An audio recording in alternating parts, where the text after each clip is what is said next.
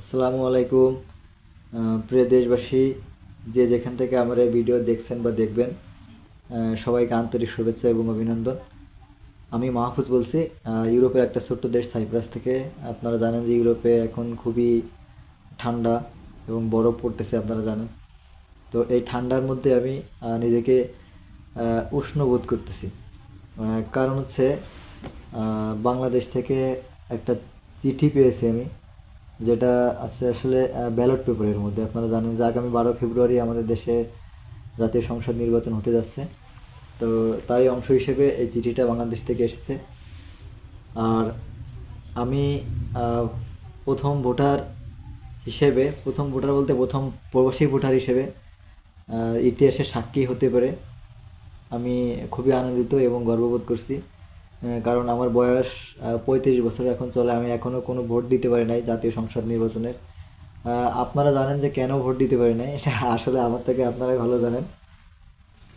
তো আসলে আমরা বাঙালি জাতি, সেই 1947 সাল থেকে এই 1952-এর ভাষা আন্দোলন, 1969-এর গণ অভ্যুত্থান এবং 1971-এর মহান স্বাধীনতা দিবস বা স্বাধীনতা, এবং মহান স্বাধীনতার পরে 72 পরবর্তী সময়ে আমরা একজন স্বৈরাচারের মুখোমুখি হয়েছিলাম, যিনি নাকি বাকশাল কায়েম করেছিলেন।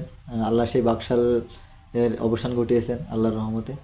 এবং দ্বিতীয়ত 80 দশকে আবার আমরা স্বৈরাচারের মুখোমুখি হই। আল্লাহ সেখান থেকেও আমাদের বাঙালি জাতিকে মুক্ত করেছেন আন্দোলনের মাধ্যমে, ওই স্বৈরাচার আন্দোলনের মাধ্যমে। এবং আপনারা জানেন যে পরবর্তী 2008 সাল থেকে 2024 পর্যন্ত তৃতীয়বারের মতো বাংলাদেশ স্বৈরাচারের মুখোমুখি হয়।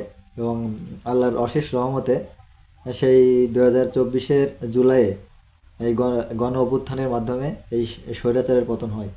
এবং আমি সকল শহীদদের, যারা 1947 সাল থেকে এই 24-এর গণ অভ্যুত্থান পর্যন্ত নিজেদের জীবন বাজি রেখে, নিজেদের জীবন দিয়ে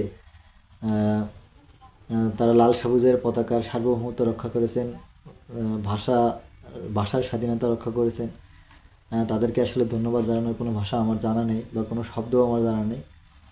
শুধু এটাই বলতে পারি যে আল্লাহ তাদেরকে মাগফিরাত দান করুন এবং জান্নাতের উচ্চ মাকামে তাদেরকে স্থান দিন। এবং আপনাদের সামনে আমি বেশি আনন্দিত বোধ করছি এই কারণে যে এই চিঠিটা আমি পেয়েছি, প্রথম ভোট দেব জীবনের এবং ইতিহাসে সাক্ষী হয়ে থাকব। সেটা আপনারা জানেন যে 12 তারিখে দুইটা নির্বাচন হতে যাচ্ছে একই দিনে। সেটা হচ্ছে, আপনারা জানেন যে একটা হচ্ছে গণভোট, যেটা হচ্ছে